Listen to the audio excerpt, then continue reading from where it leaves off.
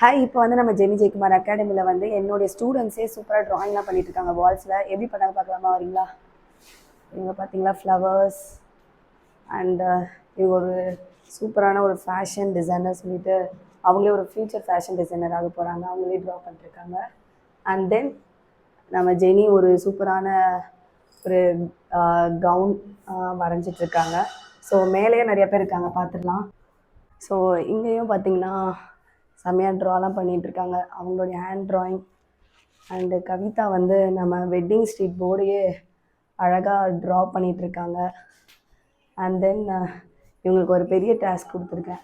நம்மளுடைய மெயினான ஒரு விஷனை வந்து கொண்டு வராங்க. நான் நினச்ச விஷனையே அவங்க சூப்பராக ட்ரா பண்ணிகிட்ருக்காங்க. நான் இப்படி தான் வேணும்னு கேட்டேன்.